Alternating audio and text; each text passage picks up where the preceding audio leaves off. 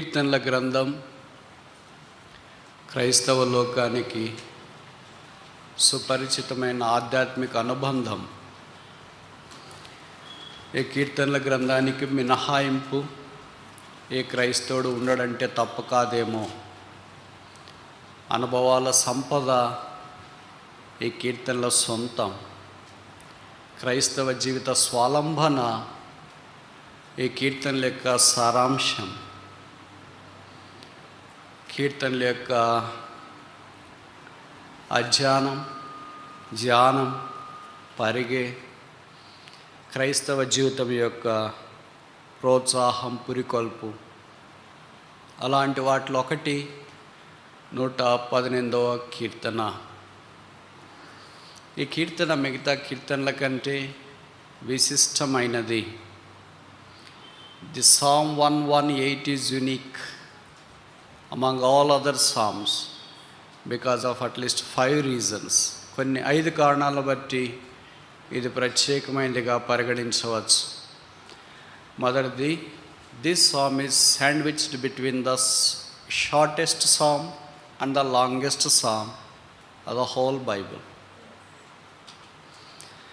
ఈ కీర్తన చిన్న కీర్తన, పెద్ద కీర్తన మధ్యలో కనిపిస్తుంది.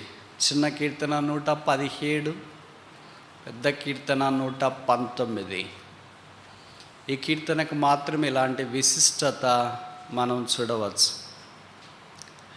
రెండవది, ఈ కీర్తనలో బైబిల్ పండితుల ప్రకారము బైబిల్లో కేంద్ర వచనం, middle verse of the Bible is found in this psalm, verse 8.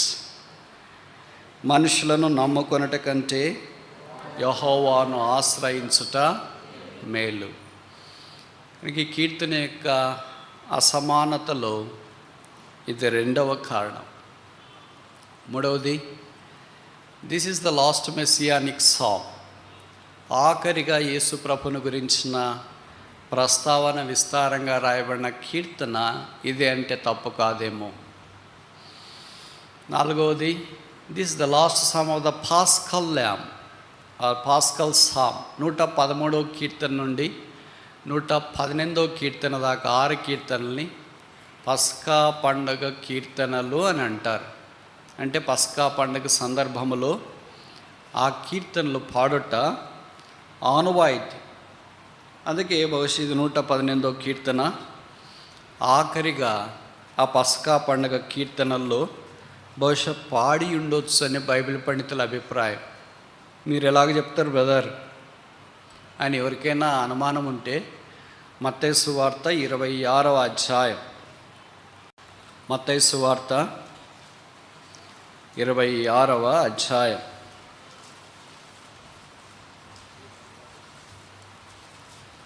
30వ వచనం. Matthew chapter 26 verse 30. అంతటా వారు కీర్తన పాడి ఒలీవల కొండకు వెళ్ళిరి. కీర్తనలు కాదు, కీర్తన ఏకవచనం కనుక బహుశా 118వ కీర్తన అప్పుడు పాడి ఉండొచ్చు అని కొంతమంది బైబిల్ పండితుల అభిప్రాయం. ఇప్పుడు దాకా ఎన్ని కారణాలు చూసినాం? 4 కారణాలు చూసినాం. ఇప్పుడు 5వది ఆఖరి కారణం ఏంటంటే, this is the psalm of the journey of a believer. విశ్వాసి యొక్క యాత్రా కీర్తన. ఒక విశ్వాసి యాత్ర రాయబడింది. రెండవది, ఒక విశ్వాసి కుటుంబం యొక్క యాత్ర రాయబడింది. మూడవది, విశ్వాసమున కర్త యేసు ప్రభు యొక్క యాత్రను గురించిన ప్రవచనాత్మకమైన సందేశము ఈ కీర్తనలో మనకు కనిపిస్తూ ఉంది. కానీ కనీసం ఈ 5 కారణాలను బట్టి ఈ కీర్తన విశిష్టమైనదిగా మనము పరిగణించవచ్చు. యెహోవా యెహోవా అనే మాట ఈ కీర్తనలో చాలా విస్తారంగా రాయబడింది.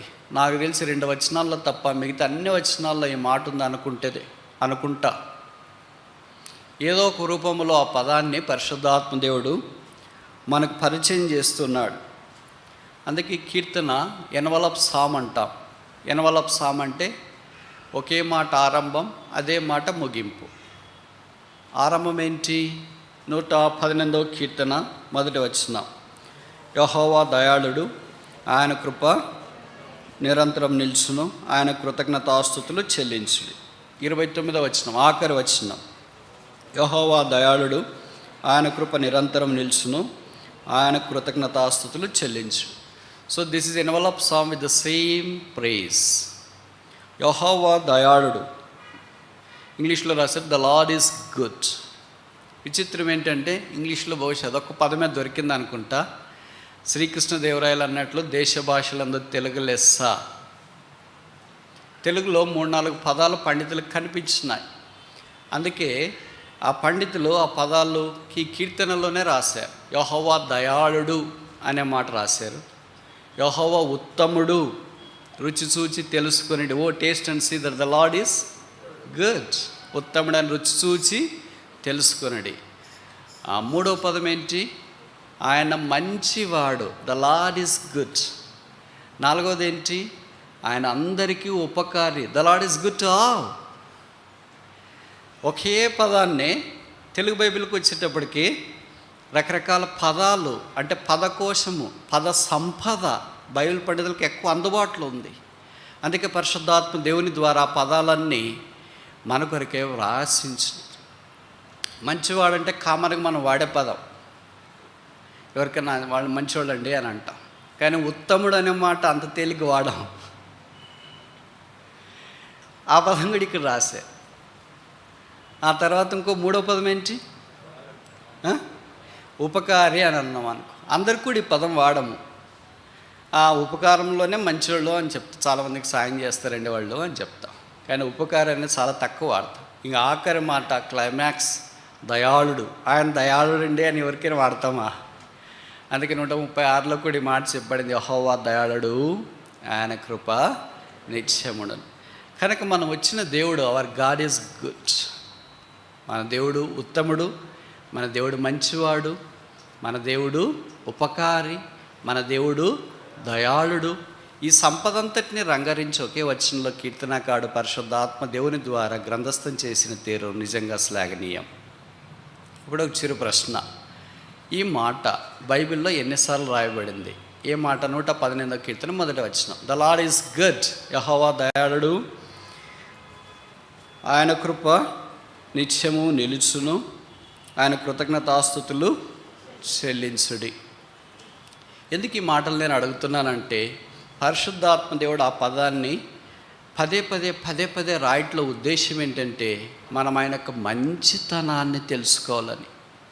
మన పాపాల గురించి విస్తారంగా బైబిల్లో రాయలేదు, మీకు తెలుసో తెలియదు. కానీ మన రక్షకుని యొక్క పరిశుద్ధతను గురించి బైబిల్లో విస్తారంగా రాశారు. మన దుర్నీతిని గురించి బైబిల్లో విస్తారంగా రాయలేదు, కానీ దేవుని యొక్క నీతిని గురించి బైబిల్లో విస్తారంగా రాశారు. మనుషుల పుస్తకాల్లోనైతే మనుషుని యొక్క దుర్నీతిని గురించి ఎక్కువ రాస్తారు. ఇది దేవ పుస్తకం, అందుకే దేవుని గురించిన గుణగణాలు దీనిలో గ్రంథస్థం చేయబడ్డాయి. అలాంటి గుణగణాల్లో ఒకటి ఏంటంటే, ద లార్డ్ ఈజ్ గుడ్, యెహోవా దయాళుడు. ఆ మంచి మాట ద్వారానే బైబిల్ అంతట్లో భక్తులు దేవుడు ఎప్పుడు పొరపాటు చేయడు, ఆయన ఎప్పుడు మంచివాడే, ఏం చేసినా మంచివాడే. మనకు అది మంచిగా అనిపించకపోవచ్చు, అది చేదుగా అనిపించవచ్చు, ఇబ్బందిగా అనిపించవచ్చు, కష్టంగా అనిపించవచ్చు, కన్నీరుగా అనిపించవచ్చు, గాయంగా అనిపించవచ్చు. కానీ ఆయన మంచివాడు కనుక ఆయన చేయనదంతయు మంచిది. నాకు తెలిసి మాట బైబిల్లో కనీసం 17 సార్లు 17 times రాశారు. మన దేవుడు ఎంత మంచివాడు, ఆయన మంచితనాన్ని జ్ఞాపం చేయటానికి పరిశుద్ధాత్మ దేవుడు అనేక సందర్భాలు మనం మిస్ అవుతామేమో. మొదటి దగ్గర రాశారు, దినవృత్తాంతాల మొదటి గ్రంథం 16వ అధ్యాయం, 1 Chronicles chapter 16 verse 34.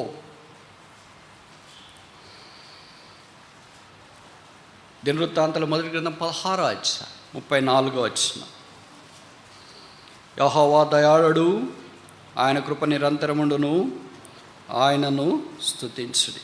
కనుక ఇదే అక్కడ తీసుకొని పరిశుద్ధాత్మ దేవుడు సైడ్ చేసినట్లు దీన్ని బట్టి మనకు అర్థమవుతుంది. దేవుడు మంచివాడు. మంచివాడిని మనుషులు అంగీకరిస్తారు, నిరాకరిస్తారు. మంచివారిని మనుషులు అంగీకరిస్తారా, నిరాకరిస్తారా? మనల్ని ఎందుకు ప్రజలు అంగీకరిస్తారు చెప్పండి? Very good, excellent statement. ఎందుకు మనం ప్రజల కంటే ఇష్టం అంటే, వాళ్ళు చెడ్డోళ్ళు కనుక మనం కూడా సేమ్ దారిలో ఉన్నాం కనుక రెండక్క కూర్చున్నానా, రెండన్నా కూర్చుండానా అంట. మంచికి స్థానం ఉండదు. ఇది నేను చెప్పే మాట కాదు, ఇక్కడ రాసిన 118 verse 20, Psalm 118 verse 20. మన్నించండి, 23 verse 23 లేదా 22 కూడా చూద్దాం. ఇల్లు కట్టువారు నిషేధించిన రాయి మూలకు తలరాయి ఆయను.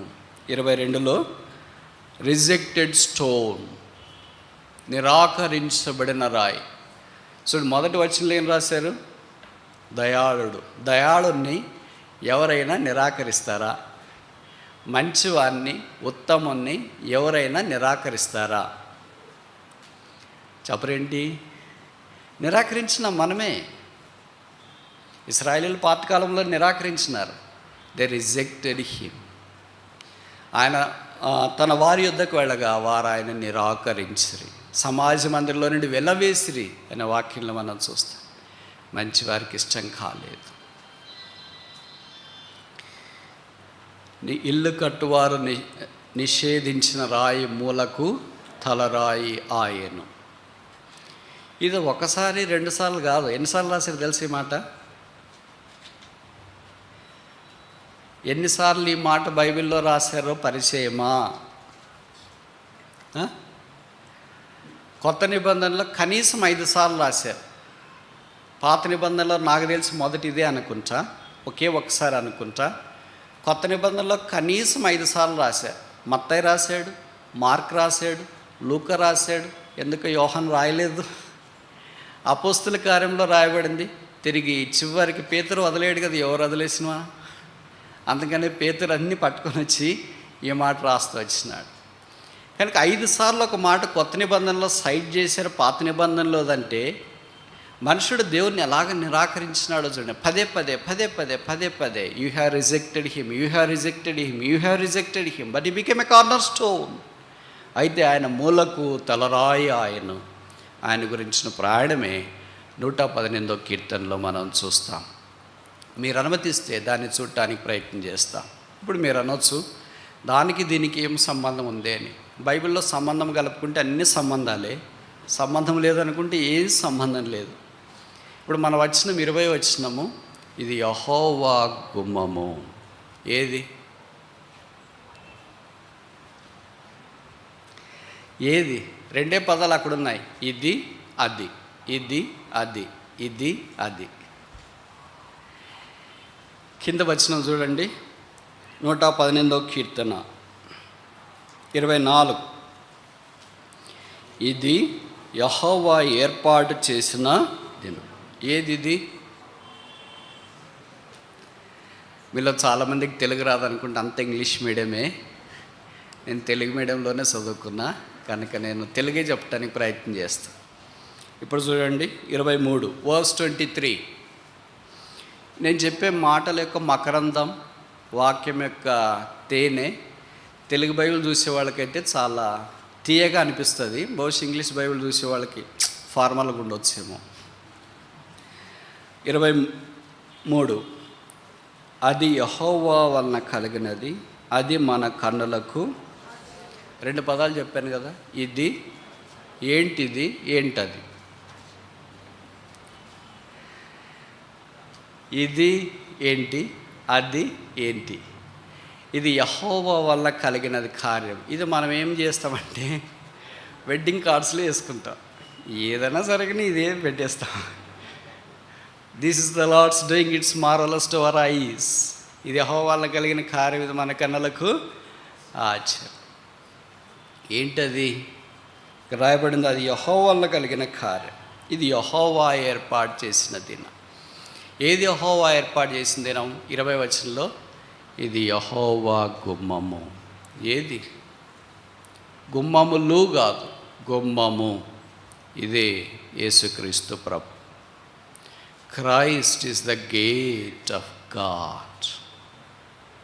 అందుకే ప్రభు అన్నాడు కదా యోహాను 14:6లో, నేనే మార్గము, నేనే సత్యము, నేనే జీవమునైనాను, నా ద్వారానే తప్ప తండ్రి యొద్దకు ఎవడనూ రాలేదు. కనుక యేసుక్రీస్తు ప్రభు ఒక్కడే అని చెప్పటానికి ఏకవచనం ఇక్కడ వాడబడింది. గుమ్మములు అని వాడబడలేదు. గుమ్మము అంటే గేట్ అనే మాట ప్రస్తావన ఉండినట్లు వాక్యంలో మనం చూస్తాం. ఇక్కడ యేసుక్రీస్తు ప్రభువారు మన కొరకై సిద్ధపరిచిన అమూల్య సంపదైన ఆయన జీవిత ప్రస్తావన ఈ కీర్తన యొక్క సారాంశం. దాన్ని 5 దశలుగా మనం చూడటానికి ప్రయత్నం చేస్తాం. మొదటిది 118వ కీర్తన, Psalm 118 verse 5, 5వ వచనం. 118వ కీర్తన 5వ వచనం. ఇరుకునందుండి నేను యెహోవాకు మొరపెట్టుచుని, విశాల స్థలముండి యెహోవా నాకు ఉత్తరమిచ్చెను. This is the experience of Gethsemane. ఎక్కడ మొరపెట్టాడు యేసుప్రభువు వారు? గెత్సెమనే తోటలోనికి వెళ్ళి చివరిసారిగా సామాన్యమైన ప్రార్థన, తండ్రి నీ చిత్తమైతే ఈ పాత్ర తీసివేయము, నా చిత్తము కాదు నీ చిత్తమే. Not by well but thy will be done. నా చిత్తము కాదు నీ చిత్తమే సిద్ధించును గాక. నేను మొరపెట్టగా నీవు నాకు ఉత్తరం ఇచ్చితే. What is a great cry and a prayer other than the prayer of the Lord Jesus Christ that was welled out of his heart in the garden of Gethsemane. Gethsemane తోటలో యేసుప్రభు వారి యొక్క హృదయాంతరంగంలో నుండి బయటకు వచ్చిన ఈ సామాన్యమైన ప్రార్థన ప్రభావం కంటే ఇంకెక్కువైన ప్రార్థన ఏదైనా భూమి మీద ఉందని మీరు తలస్తారా? This is the climax prayer. This is the sweetest prayer. This is the sublime prayer. This is the smart prayer. This is the short prayer. This is the spiritual prayer. What is our prayer? ఇది యెహోవా గుమ్మము. ఆ గుమ్మమైన యేసుప్రభు వారు వెళ్ళిన మొదటి అనుభవం ఏంటంటే the life of prayer talks about the garden of Gethsemane. Gethsemane అంటే అర్థము ఆయిల్ ప్రెస్, నూనె గానుగా. కనుక ఒక ఒలివల పండులో నుండి నూనె బయటికి రావటానికి ఎంత ఆ పండు కష్టము, ఇబ్బంది గుండా వెళ్ళవలసిందో, అలాగే క్రైస్తవ జీవితంలో కూడా మనం ప్రభువారి కొరకు బయటికి పరిమళ సువాసనగా రావటానికి అనేక మార్గాల గుండా వెళ్ళవలసిన వారమై ఉన్నాం. అయితే చాలా సందర్భాల్లో మనకి గెత్సెమనే అనుభవంలో రావటానికి ఇష్టం ఉండదు. ఆ తోటలో మనం ఒక్కళ్ళే ప్రార్థన చేయాలా? మిగతా 3 గుంపులు ఉన్నాయి, మీకు తెలుసు కదా. యేసుప్రభు ఒక గుంపు ఉన్నాడు, ఆయనకు దగ్గరలో చేతివేత దూరంలో ఒక 3 శిష్యులు ఉన్నారు, పేతురు, యాకోబు, యోహానులు. వాళ్ళకి ఇంకా దూరంలో చాలామంది ఉన్నారు మనలాంటి వాళ్ళు. వీళ్ళంతా నిద్రలో ఉన్నారు. ప్రభు ఒక్కడే ఆ రాత్రి గెత్సెమనే తోటలో ప్రార్థన చేస్తున్నాడు. విసుగక నిత్యము మా కొరకే విజ్ఞాపన చేస్తున్న నిశిత రాత్రిని ప్రియుడా. ఎవరా ప్రియుడు? ఎవరా రక్షకుడు? ఎవరా విమోచకుడు? ఆ దినాన గెత్సెమనే తోటలో ప్రార్థన చేసిన మన ప్రభువారు ఈ దినాన మన కొరకై బైబిల్లో రాయబడిన మాట ప్రకారం మెల్కీసెదెకు క్రమం చొప్పున పరలోక స్థలములో తన సొంత రక్తాన్ని చేతబట్టుకుని దేవుని సన్నిధిలో విజ్ఞాపన చేస్తున్న ప్రధాన యాజకుడు. ఇట్టి యాజకుడు మనకు సరిపోయినవాడు. ఆ యాజకుడు లేకుండా మనం ఒకటే ప్రార్థన చేసి ఇది వాపసు వస్తుంది. మనం చేసే ప్రార్థనలన్నీ ఆయన ఏం చేస్తున్నాడు? ఫిల్టర్ చేస్తున్నాడు. ఈ ఫిల్టర్స్ ఆల్ అవర్ ప్రేయర్స్. మీలో చాలామందికి తెలుసు కదా, ఫిల్ట్రేట్ ఎక్కువ ఉంటుందా, ప్రిసిపిటేట్ ఎక్కువ ఉంటుందా? కెమిస్ట్రీ ప్రాక్టికల్స్ చేసేవాళ్ళు ఉంటారు. ఏదైనా ఒకటి కలిపిన తర్వాత దాన్ని వడబోస్తారు. వడబోసిన తర్వాత కింద ఫ్లాస్క్ ఉంటుంది అనుకోండి, లేదా ఒక బీకర్ ఉంటుంది. ఆ బీకర్లోకి ఎక్కువ వస్తుందా, లేకపోతే ఫనల్ అంటే గరాట్ దాంట్లో ఎక్కువ ఉంటుందా? కిందే ఎక్కువ ఉంటుంది, పైన ఏముంటుంది? చాలా తక్కువ ఉంటుంది. దాన్ని ఏం చేస్తాము? మనం పక్కన పడేస్తాం. అలాగే మనం ప్రార్థన చేసిన తర్వాత ప్రభువారు ఏం చేస్తారంటే వాడు ఒక స్టాండ్ పెట్టింటాడు. పోయి దీంట్లో ఫనల్లో పోసిన వెంటనే కింద ఏమన్నా గారితే కదా, చొక్క చొక్క చొక్క చొక్క చొక్క ఏం గారట్లేదు, అంత పైన ఉండిపోయింది. అన్ని ఆకులు అలములో ఏముంది, ఏం ప్రార్థన చేసినారు, ఏం చేసినారో వాళ్ళకి తెలియట్లేదు. మరి ఎలాగ ఎవరికైనా వచ్చిన గెస్ట్లకి మనం టీ కాఫీ ఇవ్వాలంటే మామూలుగా మనం ఫిల్టర్ చేస్తాం కదా. ఏమీ తండ్రి దగ్గరికి తీసుకెళ్ళట్లేదేమో. అందుకనే ప్రభువారు ఇంకా ఆకలన్నీ బాగా పిండేస్తున్నాడు పైన. పిండేసిన తర్వాత అప్పుడు ఒక చుక్క 2 చుక్కలు కలితే ఇంక చాలే ప్రభా, ఇదే వాళ్ళు చేసింది, ఇంతకంటే ఎక్కువ కెనాడు బ్రింగ్ నౌ, ఇదే టూ మచ్ అనుకో, ఎందుకంటే ఇంకెక్కువ చేయలేదనుకో. అందుకే బైబిల్లో రాయబడింది మలాకి 3వ అధ్యాయంలో, యెహోవానైనా నేను మార్పు లేని వాడను గనక యాకోబు సంతతి అయిన మీరు లయము కాలేదు. కనుక మొదటి అనుభవం ఏంటంటే, నేను ఇరుకులో ఉండి మొరపెట్టగా ఆయన విశాలమైన స్థలంలోనికి నన్ను తోడుకొని వచ్చాను. ప్రభు వెళ్ళిన మార్గం కంటే భిన్నమైన మార్గం మనం వెళ్ళలేం. యెహోవా గుమ్మమైన యేసు ప్రభు యొక్క మార్గములో నుండే ఆ యెహోవా సన్నిధిలోనికి మనం ప్రవేశించగలం. దాంట్లో మొదటిది ఏంటంటే ద ఎక్స్పీరియన్స్ ఆఫ్ గెచ్చమనే తోట అనుభవం, అదే ప్రార్థన అనుభవం. మన సంగతి ఏంటి? ఎప్పటిదాకా ప్రార్థన చేస్తున్నా? కొంతమంది గుంపుగా ప్రార్థన చేయడం అంటే చాలా ఇష్టం. ఇప్పుడు కొత్త టైప్ వచ్చింది, కాన్ఫరెన్స్ ప్రేయర్స్ అని. ఎవరు రకరకాలు వచ్చినాయి, నాకు అంత తెలియదు, ఎందుకంటే నేను హైటెక్ కాదు. నేను ఆఫ్లైన్ ప్రార్థనే చాలా ఇష్టపడతా. ఆఫ్లైన్ ప్రార్థనలో దేవుని యొక్క ఆత్మ మనల్ని నడిపించే తీరు చాలా అమోఘం. మీలో కొంతమందికి పరిచయం ఉంటుంది. ఇలా ఏదైనా ఉపవాస ప్రార్థన కూడికంటే కొంతమంది చేరి వచ్చింటారు. ఈరోజు నేను చాలా అలసిపోయినా, ఏం ప్రార్థన చేస్తున్నాం, ఎవరైనా ప్రార్థన చేస్తే తినేసి వెళ్ళిపోదాంలే అనుకొని వస్తాం. కానీ పరిశుద్ధాత్మ దేవుడు మన హృదయాంతరంగంలో భారం పోస్తే అప్పుడు ఎవరు చేయకుండా అయిపోతే మనం అవకాశం చేసుకుంటే ఏదో కొన్ని మాటలు చేసి ముగిస్తాను, వచ్చి కాళీగెళ్ళకుంటే ఏం బాగుంటుంది చూసేవాళ్ళ కొరకు కొన్నిసార్లు చేయటానికి మనం ట్రై చేస్తూ ఉంటాం. అప్పుడు ప్రార్థన చేస్తూ ఉంటే పరిశుద్ధాత్మ దేవుడు మన జీవితాన్ని ఒప్పించి అధికమైన భారం కలిగించి అయిపోయిన తర్వాత మనకి అనిపిస్తుంది, ఈజ్ ఇట్ మీ ఊ ప్రే? ప్రార్థన చేసింది నేనేనా? వేరే వాళ్ళు కూడా చెప్తారు వచ్చి మన దగ్గర, బ్రదర్ చాలా బాగా చేశారు, సిస్టర్ చాలా బాగా చేశారు. బాగా అంటే భారంతో చేశారు అని అర్థం, పదాలు కాదు. మనం ఈరోజు చాలా బాగా ప్రార్థన చేయాలని సిద్ధపడి వచ్చింటాం అనుకోండి, మన ప్రార్థన కిల్ చేసేవాళ్ళు కొంతమంది ఉంటారు ముందే అనుకో, ప్రేయర్ కిల్లర్స్ అంటారు. వాళ్ళు వదలరు, స్టార్టింగ్ చేస్తారు, గట్టిగా చేస్తుంటారు, పోట్లాట. దేవుడికి వినిపిస్తుందో లేదు కానీ పక్కన వాళ్ళకి మాత్రం భలే వినిపిస్తూ ఉంటుంది. వాళ్ళు స్టార్ట్ చేస్తే వెనక ముందు ఇక్కడే తిరుగుతుంటారు. ఇవన్నీ బేసిక్స్. నేను ఎందుకు చెప్తున్నానంటే చాలామంది ఇలాగే ప్రార్థన చేస్తారు. బైబిల్ పదాలు మీరు వాడండి. మీరు గమనించిన లేదు, భక్సింగ్ గారి ప్రార్థనలు కొన్ని వినింటారు. ఎప్పుడైనా సామాన్యంగా బైబిల్లో వాడబడిన పదాలే వాడు. అవర్ లవింగ్ హెవెన్లీ ఫాదర్, మా ప్రేమగల పరలోకపు తండ్రి. ఇది ఎవరు నేర్పారు మనకు? యేసు ప్రభువే నేర్పాడు. మత్తయి సువార్త 6వ అధ్యాయంలో, కనుక మీరు ఇలాగూ ప్రార్థన చేయడి. ఎలా ప్రార్థన చేయాలా? పరలోకమందున్న మా తండ్రి. ఇది కాకుండా ఎక్కడెక్కడో స్టార్ట్ చేస్తారు, స్తోత్రం. ఎక్కడుంది బైబిల్లో? ఆదికాండం నుండి ప్రకటన గ్రంథం దాకా ప్రార్థనా పనులు చాలామంది ఉన్నారు. ఎవరైనా ఇలాగ ప్రార్థన ఆరంభించండి, ఒక మాట చెప్పండి, నాకు చూపించండి మీ బైబిల్లో. చెప్పరేంటి? చేస్తున్నారు కదా, బయటికి వెళ్ళి వింటున్నారు కదా, ఏకీపిస్తున్నారు కదా, ఆమెనే చెప్తున్నారు కదా. Prayer is a devotion, you cannot play with it. అది భక్తి, అది మర్యాద, ఒక గౌరవ సూచకమైన. ఒక మనిషి దగ్గరికి వెళ్ళి, కలెక్టర్ గారి దగ్గరికి వెళ్ళి, కలెక్టర్ గారు అంటే ఏమంటాడు? చెప్పరేంటి?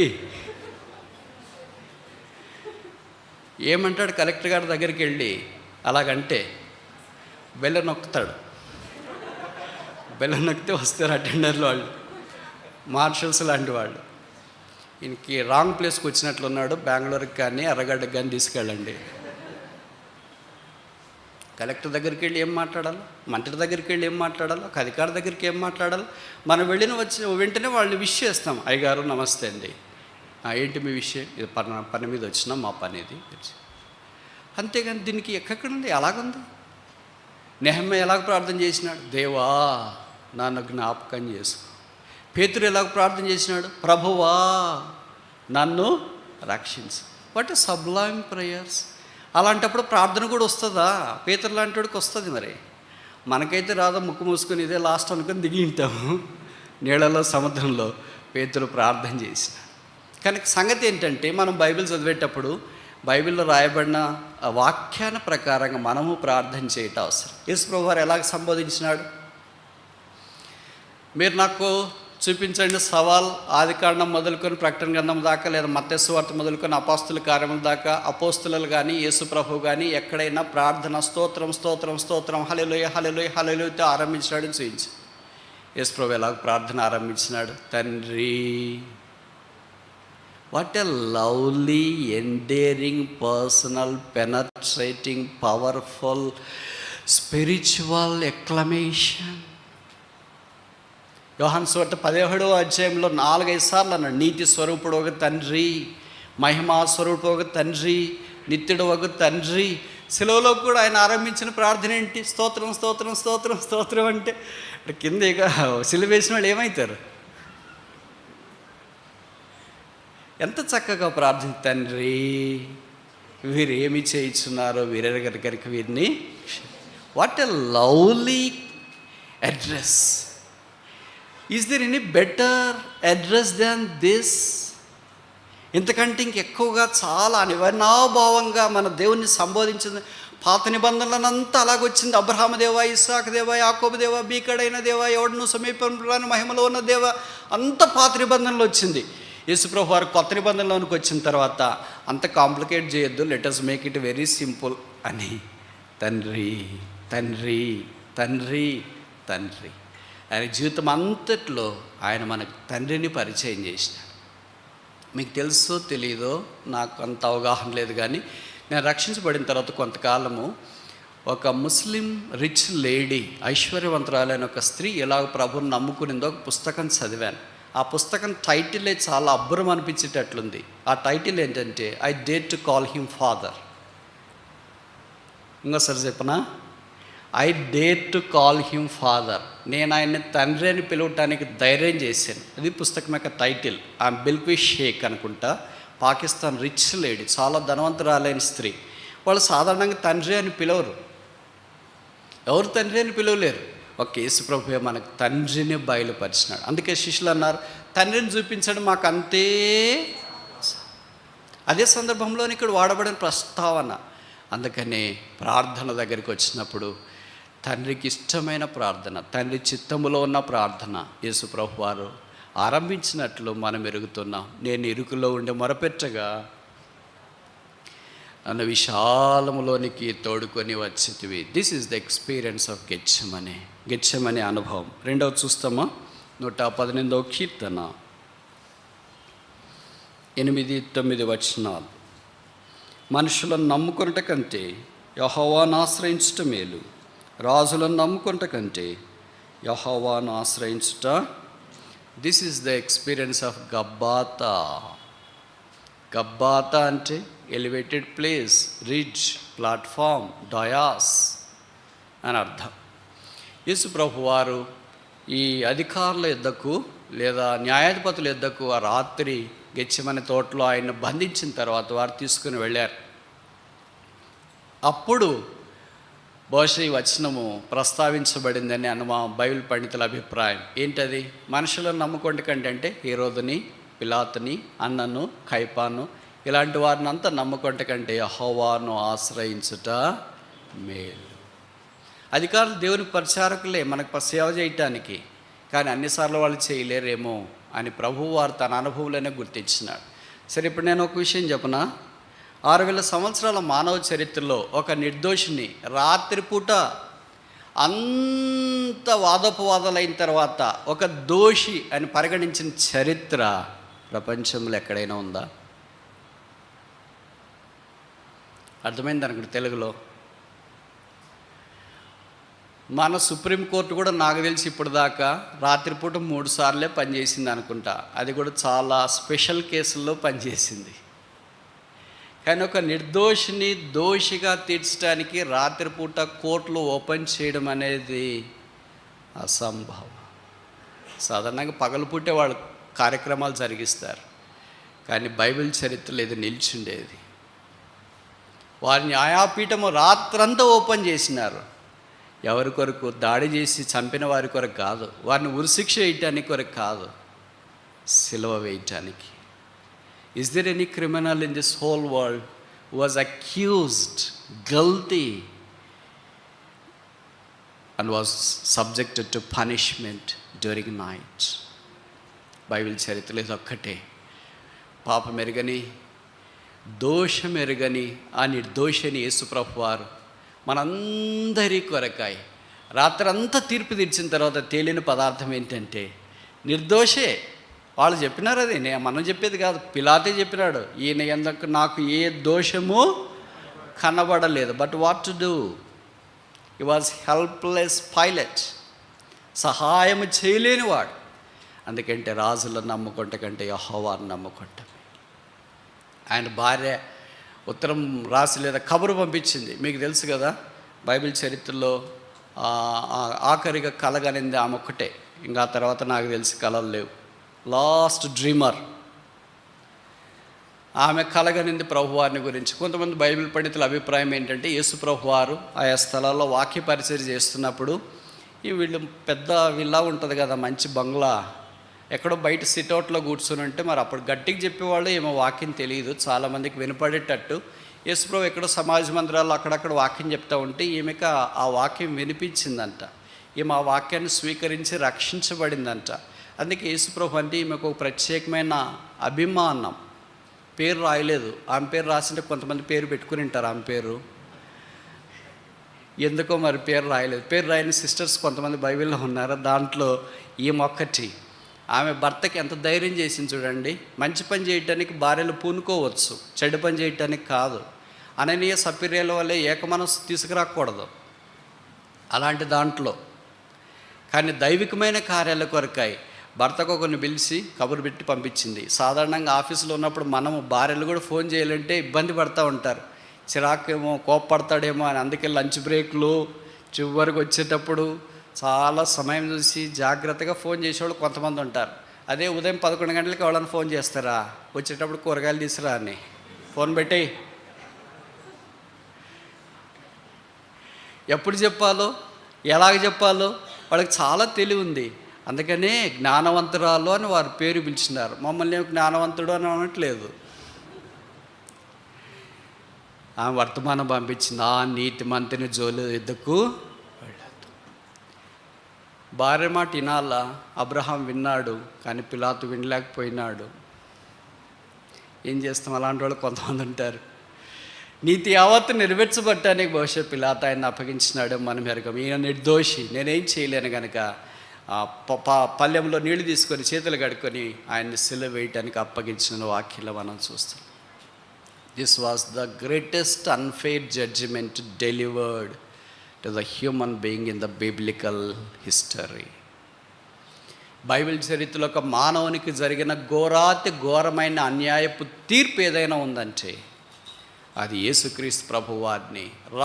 రాత్రికే టైం ఉండదు కదా, కొన్ని వందల మందిని చంపిన వాళ్ళు 7-8 ఏళ్ళు జైల్లోనే ఉంటారు. ఆ తర్వాత ఏదో భిక్షనో లేకపోతే ఏదో ఒకటి శిక్ష తగ్గించడం ఏదో చేస్తూ ఉంటారు. ఏమీ చంపకున్న వ్యక్తిని, చనిపోవటానికి తాను ఇష్టపడిన వ్యక్తిని రాత్రి ఆగ మేఘాల మీద సిలువించడానికి అప్పగించడమా? ట్రయల్ పీరియడ్ కొద్దిగా నివ్వచ్చు కదా. ఎలాంటి నేరస్తుడికైనా లోకంలో ట్రయల్ పీరియడ్ చూస్తాం. ఒక్క రాత్రి పట్టుకొని ఒక్క రాత్రి తీర్పు తెచ్చి ఒక్క రాత్రి శిక్షకు అప్పగించిన నేరస్తుని గురించి ఎప్పుడైనా మీడియాలో మీరు చూసారా? సోషల్ మీడియా కానీ, న్యూస్ పేపర్లో కానీ, ఎక్కడైనా నెట్లో కానీ ఎక్కడైనా చూసారా?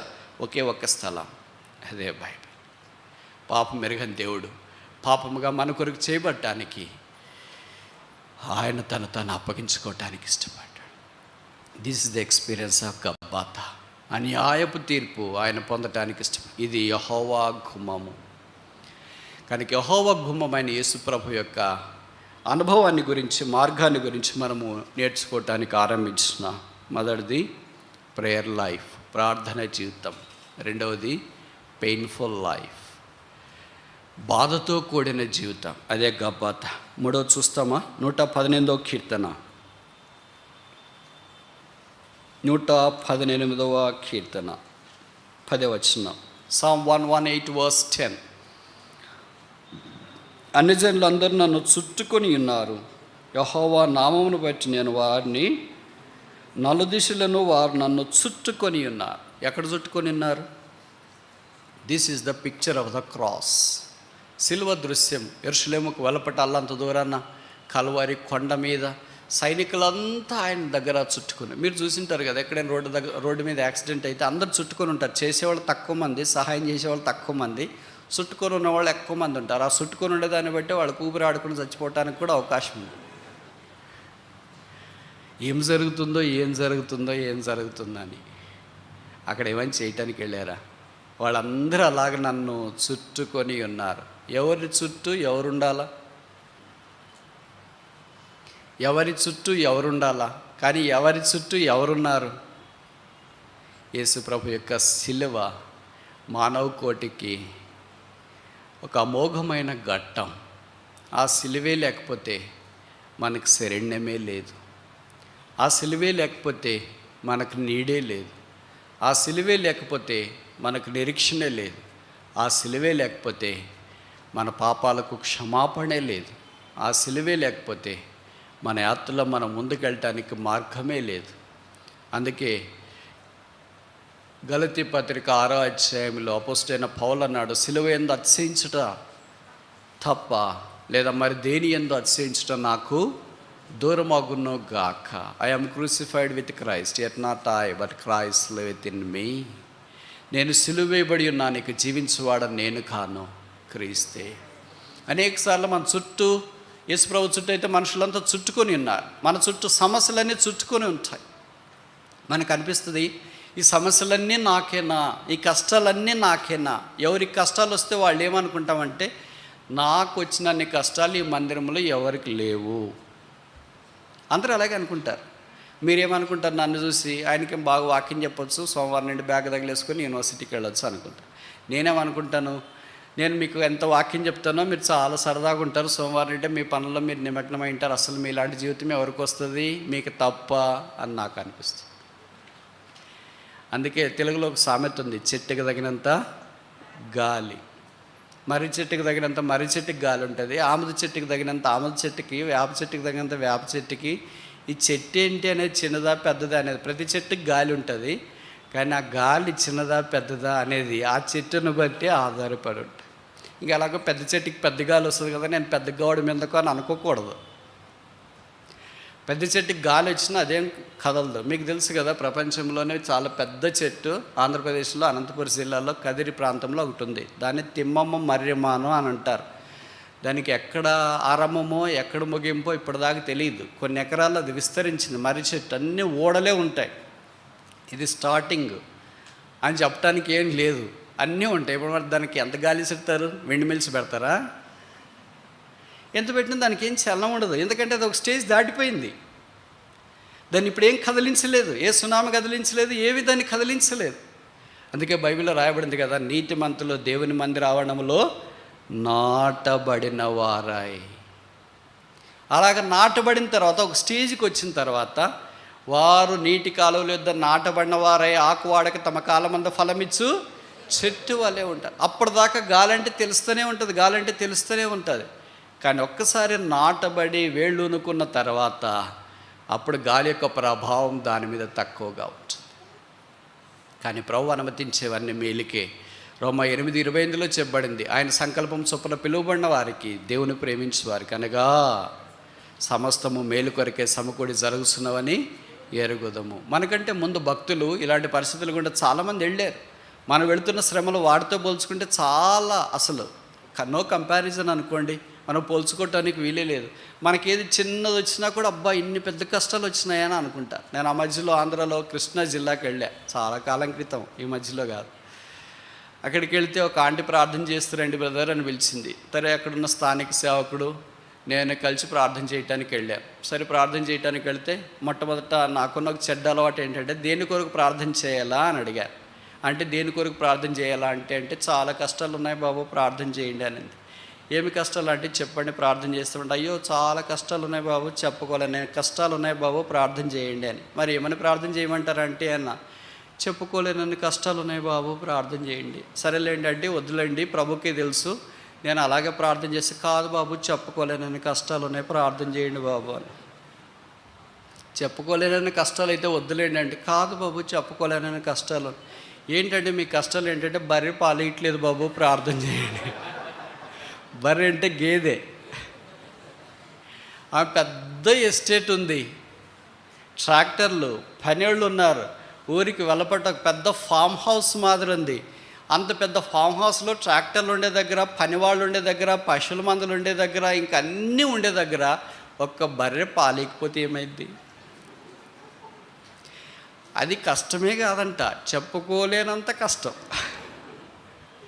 కొంతమంది విశ్వాసులు అలాగే ఉంటారు, వాళ్ళకి చెప్పుకోలేనంత కష్టం. ఏంటంటే జలుబు చేసింది, ఏంటంటే ఇండైజేషన్ అయింది, ఏంటంటే ఫుడ్ పాయిజనింగ్ అయింది, అయ్యో చెప్పుకోలేం బ్రదర్. అదైతే చెప్పొద్దులేండి. బైబిల్ చరిత్రలో ఉన్న భక్తులు వెళ్ళిన శ్రమలు, అగ్ని వంటి మహాశ్రమలను బైబిల్లో రాశారు. శిలువ మార్గం కూడా మనం వెళ్ళినప్పుడు ప్రభు మనల్ని అంగీకరించేవాడు. అదొక ఊరు. ఆ ఊరిలో ఒక పాస్టర్ గారు ఉన్నారు. ఇద్దరు విశ్వాసులు పిలిచినాడు. పిలిచి చెప్పాడంటే, నేను మీ ఇద్దరికి ఒకే బరువు, ఒకే పొడవు, ఒకే వెడల్పున్న సిలువ ఇస్తా. మీ ఇద్దరు కలిసి పలానా స్థలానికి వెళ్ళి తిరిగి రావాలన్నాడు. సరే, ఇద్దరు సిలువ మోసుకున్నారు. ఏమన్నా అసలు ఒకళ్ళు ఊరు బయటపోయిన తర్వాత ఒకడికి బరువు అనిపించరే, చాలా బరువు అనిపిస్తుందిరా ఇది. అలాగే సిలువ మన పాస్టర్ గారే కదా ఇచ్చింది, దీన్ని కొద్దిగా కిందకి కట్ చేస్తానులే, ఒక అర్ధ కట్ చేస్తానులే, నీ ఇష్టం రానాడు పక్కన వాళ్ళు, మీలాంటి భక్తులు. సరే, వాడేం చేసాడంటే సగం కత్తిరించిన, అంటే సగము అడుగు కత్తిరించినాడు. ఇంకా ముందుకు వెళ్ళాడు. ఇంకా బరువుందిరా, ఇంక కొద్దిగా సగం కత్తిరిస్తాను రా, నన్ను ఏం అడగొద్దురా, నీ ఇష్టం, నువ్వు ఏమైనా చేసుకో, నీ సిలువ అని. సరే, అలా కత్తిరించినాడు. ఇంకా దగ్గరికి పోయినాడు. ఇంకా బరువుందిరా, తేలిక ఊరికే అడ్డం దొగుతుంటే చాలు కదా, నిలువు ఎందుకురా, నీ ఇష్టం రా అన్నాడు. ఇంకా కొద్దిగా కత్తిరిస్తాడు. దగ్గరికి వెళ్ళిన తర్వాత ఒక పెద్ద పొడగాటి కాలువ వచ్చింది. ఈ కాలువ దాటాలి. ఈ కాలువ వెడల్పు 6 అడుగులు ఉంది. ఆ సిలువ వెడల్పు కూడా, పొడవు కూడా 6 అడుగులు ఉంది. ఇప్పుడు ఆ సిలువ వేసుకొని దాని మీద కాలు పెట్టి అవతలికి వెళ్ళి సిలువ బయటికి లాక్కోవాలి. దాని కొరకు పాస్టర్ గారు సిలువ ఇచ్చి పంపించినాడు. వీళ్ళు ఏమనుకున్నారంటే, బరువు మోసుకుని మమ్మని ఆయన శాడిస్ట్ కదా, అందుకే మనకి ఇచ్చినాడేమోరా అని అనుకున్నాడు. ఇప్పుడు ఎవరైతే ఒక యవనస్తుడు ఆ సిలువ కింది భాగాన్ని కత్తిరించుకోకుండా మోసుకొని బరువైనా సరే వెళ్ళాడు, ఆ పిల్లవాడు ఆ కాలువ దగ్గరికి వచ్చిన తర్వాత ఈ ఒడ్డు నుండి ఆ ఒడ్డు దాకా ఈ సిలువ అడ్డంగా వేసి సిలువ మీద నడిచి అవతలికి వెళ్ళాడు. సిలువ ఎత్తుకున్నాడు. రారా నువ్వు కూడా అన్నాడు. ఎక్కడికి వస్తాడు మనవాడు? ఇప్పుడు వాడు కూడా కాళ్ళ మీద ఆ సిలువ వేయడానికి ప్రయత్నం చేస్తే కింద నీళ్ళలో పడిపోతుంది. అయ్యో, తక్కువ వచ్చింది రా పొడవు, మరి ఏం చేయాలి? వెనక అక్కడికి కత్తిరించినా అది తెచ్చుకున్నా, ఇప్పుడు ఎక్కడికి వెళ్ళి తెచ్చుకుంటావురా? ఇప్పుడు బుద్ధి లేని కన్యకల మాదిరి అడిగినాడు, నీ సిలువ కొద్దిగీరా నాకు, ఇది ఎవరి సిలువ వాడిదే, ఇది ఇచ్చేది కాదు, నీ సిలువ నీదే. వెనకే ఉండిపోయాడు. ఈ సిలువ మోసుకుని యవనస్తుడు మాత్రం ముందుకు వెళ్ళాడు. ఆ పాస్టర్ గారు చెప్పిన గమ్యం చేరాడు. అక్కడి నుండి తిరిగి వచ్చినాడు. తిరిగి పాస్టర్ దగ్గరికి వెళ్ళిపోయాడు. ఈ సిలువ కత్తిరించుకున్న వ్యక్తి మాత్రం తిరిగి పాస్టర్ గారి దగ్గరికి రాలేదు. ఏమయ్యాడో తెలియదు. ఇదొక చిన్న ఉదాహరణ. ఏంటి ఉదాహరణ మనకు జ్ఞాపం చేసేదంటే, మన పరలోకపు కాపరి, ప్రధాన కాపరి పాస్టర్ యేసుక్రీస్తు ప్రభువారు మనకు తగినట్లాంటి సిలువలు అనుగ్రహించి మోసుకుని వెళ్ళాలని కోరుతుంటాడు. మనమేమనుకుంటే చాలా కష్టం అని అనుకున్నా.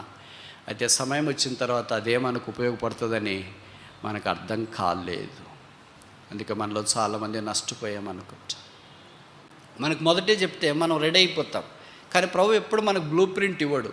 యోసేపు రంగరంగుల చొక్కా వేసుకున్న వెంటనే, యోసేపు నిన్ను మీ అన్నోళ్ళు గోతులో పడేస్తారు, అక్కడి నుండి వ్యాపారస్తులకు అమ్మేస్తారు, అక్కడికి వెళ్ళిన తర్వాత నువ్వు చెరసాల్లో ఉంటావు, ఆ తర్వాత 30 ఏళ్ళకి రాజు దగ్గరికి వస్తావు, నువ్వు షేవింగ్ చేసుకొని మంచి పాష్ డ్రెస్ వేసుకొని ఒక్కసారి గొంతులో అదేంటి బంగారం వేసుకొని బ్రాస్లెట్ కడుక్కొని అసలు ఏమవుతావో తెలుసా, హైలైట్, నువ్వు ప్రైమ్ మినిస్టర్ అయిపోతావు ఈజిప్ట్కి.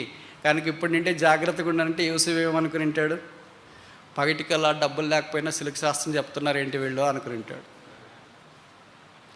దేవుడు అడుగడుగున మెట్టుమెట్టుగా సిద్ధపరుస్తూ వచ్చాడు. అలాగే ఎస్తేర్ దగ్గరికి వెళ్ళి వాళ్ళ బంధు పినతండ్రి అయిన మొర్దెకై దగ్గర ఉంటే, అమ్మాయి అసలు నీ ఫ్యూచర్ ఎలాగుందో తెలుసా, అస్సలు లైమ్ లైట్ అనుకో, నువ్వు చిన్న వయసులోనే అంతఃపురంలోనికి వెళ్తావు, నువ్వు అసలు మిస్ యూనివర్స్ అనుకో, చాలా గ్రేట్ అయిపోతావు, తర్వాత నువ్వు రాణి అయిపోతావు, నిన్ను బట్టి ఎంతమంది ఆశీర్వదించబడతారు. ఇప్పుడు అంత దాకా వద్దులేండి అంకుల్, ఏదైనా చిన్న ఉద్యోగం ఏంటో పని చేసుకుని బతుకుతాను అని అంటారేమో. అలాగే దావీదు బెత్లెహేముకు యెరూషలేముకు వెలుపటి అల్లం దూరాన బెత్లెహేము అరణ్యంలో ఒక కర్ర పట్టుకుని తను గొర్రెల మందం వేస్తుండే, బ్రదర్ కర్ర పడేయండి బ్రదర్, గొడ్డలు పడేయండి బ్రదర్, కమ్మడి పడేయండి బ్రదర్, ఏంటి అన్నీ పడేయమంటున్నారు, అసలు ఇదే నాకు మా నాన్నగారు ఇచ్చిన ఆస్తి, ఇదిగో ఈ గొర్రెల మేపమని ఇచ్చినాడు. అసలు కాదు బ్రదర్, మీరు ఏమవుతారో తెలుసా, సితారా పట్టుకుంటారు, మీరు ఏమవుతారో తెలుసా, కత్తి పట్టుకుంటారు, మీరు ఏమవుతారో తెలుసా, వడిసెలు పట్టుకుంటారు, మీరు ఏమవుతారో తెలుసా రాజుగా సింహాసనం మీద ఉండబోతున్నారు. మీరు ఏమవుతారో తెలుసా? మందిరం కట్టిస్తారు, 40 ఏళ్ళు దేవుని ప్రజలను పరిపాలన చేస్తారు. అంత వద్దులే బ్రదర్, మా నాన్నగారు రాత్రిపూట భోజనం పెడితే చాలు. కానీ మన తలంపులకి దేవుని తలంపులకి అంత తేడా ఉంటాయి చూడు. అందుకే ఇవి అర్థం కాదు. భూమి ఆకాశము భూమికి ఎంత ఎత్తుగా ఉందో అంత ఎత్తుగా దేవుని తలంపులు ఉంటాయి. మెట్టుమెట్టుగా దేవుడు మనల్ని సిద్ధపరుస్తాడు. అనేక సందర్భాల్లో దాంట్లోనికి రాకపోవడం చాలా విషాదకరమైన సంగతి. ఇది యెహోవా గుమ్మమైన యేసుక్రీస్తు ప్రభువుని వద్దకు రా. ఇంకా రాకుండా బహుశా బయటే ఉన్నావు. మీ కష్టాలు, ఈ బాధలు ఇవన్నీ ఎప్పుడు ఎలాగా అని అనుకుంటా ఉన్నా. మానవురిచ్చే ఇవన్నీ భరించడం చాలా కష్టమే. కానీ బైబిల్లో మనకంటే ముందుగా వెళ్ళిన భక్తులు ఉన్నారు. వారి చరిత్రే మనకు ఊరట. ఇప్పుడు దాకా యేసు ప్రభు యొక్క అనుభవాలు 3 చూసినాం. మొదటిదేంటి? Gethsemane, the life of prayer, ప్రార్థనా జీవితం. రెండవదేంటి? Gabbatha, the life of painfulness. మూడవదేంటి? సిలువ, Calvary, the life of persecution. 4-5 చూసి ముగిస్తామా? 118వ కీర్తన 17వ వచనం. Psalm 118 verse 17. నేను చావను, సజీవుడన యెహోవా క్రియలు వివరించేదను. This is the prophecy of his resurrection. యేసు ప్రభు యొక్క పునరుత్థాన ప్రవచనం ఇది. నేను చావను. అందుకనే ప్రకటన గ్రంథం 1వ అధ్యాయం 17-18 వచనాల్లో అన్నాడు, behold I am alive for ever more. ఇదిగో నేను సజీవుడనై ఉన్నాను, యుగ యుగములు సజీవుడనై ఉన్నాను. I am alive. అందుకే సువార్తలో కూడా యేసు ప్రభుని ఎక్కడ పెట్టారో సమాధిలో నుండి తీసుకెళ్లారు కదా అని కొంతమంది స్త్రీలు వచ్చి అడిగారు తోటమాలిని, where is he that was laid in the sepulchre. సమాధిలో ఉంచబడిన వ్యక్తి ఎక్కడున్నాడు?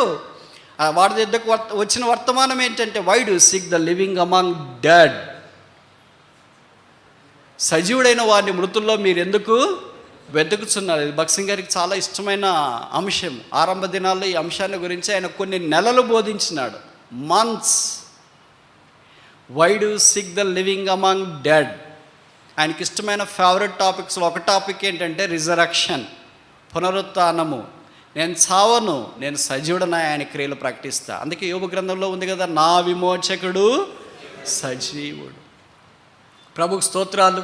ఆ పునరుత్థాన శక్తిని బట్టి మనం భౌతికంగా ఒకవేళ ప్రభు రాకడ ఆలస్యమై మన కాలం ముగిస్తే, మనం సమాధి దగ్గరికి వెళితే, తిరిగి ఆ ప్రభువారు వచ్చినప్పుడు మనము లేపబడబోతున్నాము.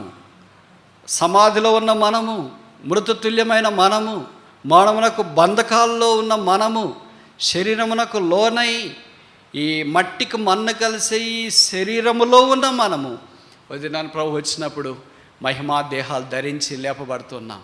ఆయనతో పాటు సదాకాలం ఉండే భాగ్యంలోనికి వెళ్తాం. అక్కడ ఇలాంటి చీకటి లేదు, ఇలాంటి లైట్లు, ఫ్యాన్లు అవసరం లేదు.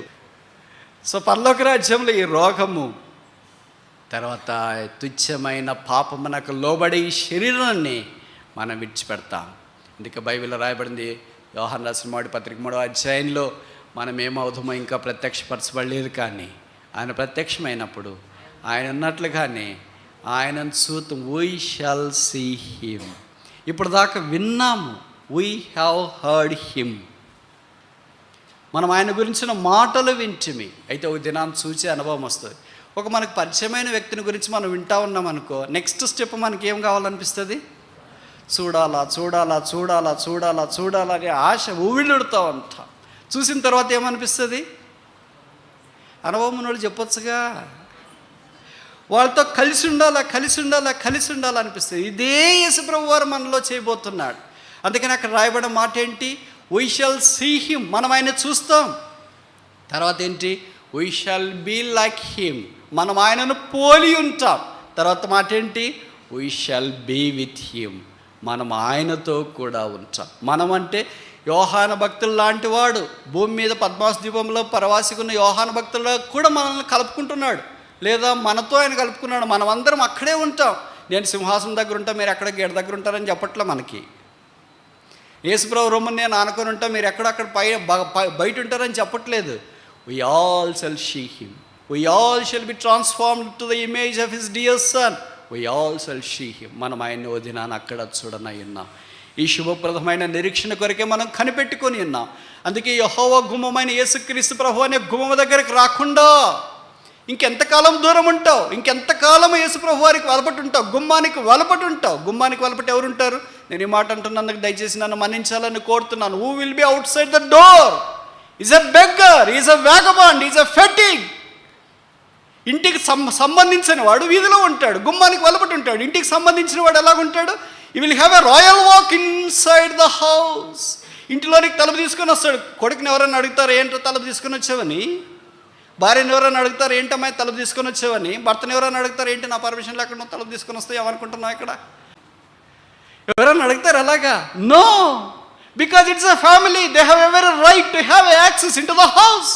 ఇంటిలోనికి వెళ్ళటానికి వారికి అధికారం ఉంది, అనుమతి ఉంది కనుక వారు అలాగ లోపల తీసుకొని వస్తారు. అదే మాలాంటి గెస్టులు వచ్చినారనుకోండి, మేము తలుపు తీసుకొని వస్తే ఇంకోసారి అనిస్తారా? మేము బెల్లగొట్టాలా, మేము కమ్మినాలా? మీరు దాంట్లో నుండి చూస్తారు, ఓహో బ్రదర్ మీరు వచ్చినారా? ఇష్టమైతే తలుపు తీసి బ్రదర్ లేడండి, పిల్లలు లేరండి, ఎవరు లేరండి, ఇంకోసారి ఎప్పుడైనా రండి అని చెప్పవచ్చు.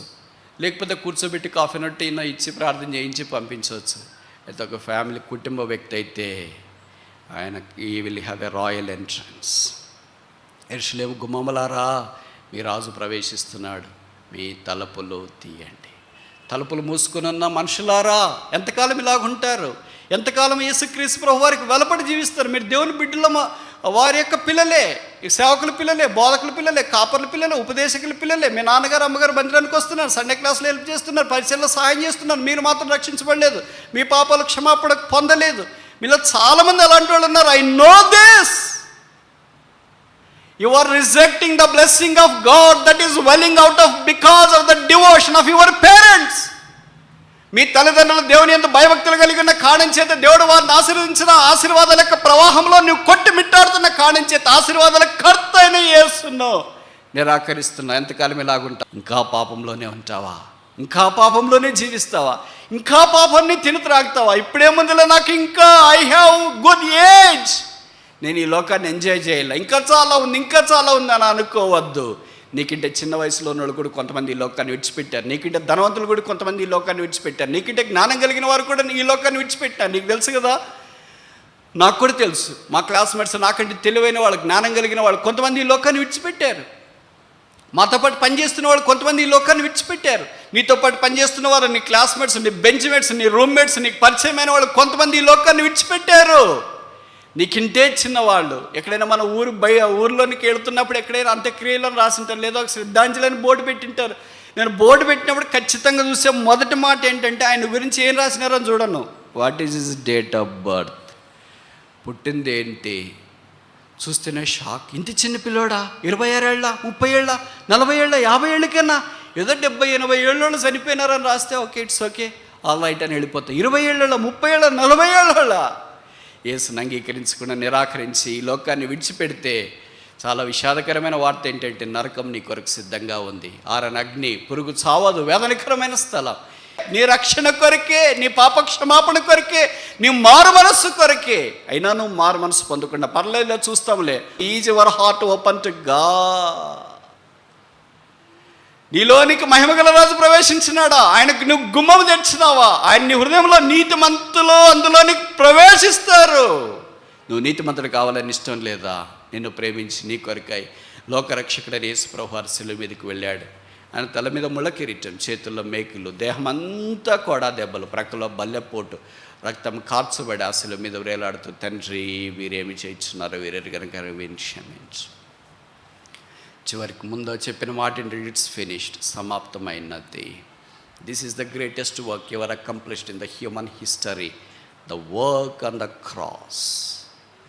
శిలువ మీద యేసు ప్రభువు వారు సమాప్తం చేయబడిన కార్యం అనేది ప్రపంచంలో ఏ వ్యక్తి ముగించలేడు. ఇప్పుడు చూడండి, మీరు కొంతమంది పిల్లలు ఉంటారు కదా, రే హోంవర్క్ చేసుకో, అయిపోయిన తర్వాత ఏంటి మమ్మీ అయిపోయింది, ఫినిష్డ్. భోజనం ప్రిపేర్ చేస్తున్నా, ఫినిష్డ్. చాపలు వేసేది ఫినిష్డ్, ఏర్పాటు చేసేది ఫినిష్డ్. ఇవన్నీ సామాన్యమైన పనులు, all finish. But nobody would ever finish the work of bearing the punishment for all the sinners other than the person of Jesus Christ. The greatest work that God can ever do for you and me is to die on the cross and finish the work. ఈ ముగించబడిన ఈ శిలువ కార్యం నీకొద్దా? యేసు రక్తం ప్రతి పాపం నుండి మనల్ని కడిగి పవిత్రులుగా చేయను. యేసు నొద్దకు రావా, సిలువ నొద్దకు రావా? ఎంతకాలం అలాగే ఉంటావు? ఎంతకాలం అలాగే ఉంటావు? అమ్మాయిలు ఉన్నారు అలాగే, అబ్బాయిలు ఉన్నారు అలాగే, సామాన్యమైన వారు ఉన్నారు అలాగే. చూస్తాములే ఇంకా టైం ఉందిలే. ఒకవేళ జరగకూడదు జరిగితే నిత్యత్వంలో ఎక్కడుంటావు? మీ అమ్మ నాన్నగారు పరలోకంలో ఉంటే నువ్వెక్కడుంటావు? మమ్మీ డాడీ అరొట్టి కేకలేసిన ఉపయోగం లేదు. బైబిల్లో రాయబడింది, చనిపోయిన గొప్ప ధనవంతుడు కేకలేస్తున్నాడు, తండ్రి ఆ లాజర్ను పంపించయ్యా. డాడీ మమ్మీ ఒక్కసారి రావా.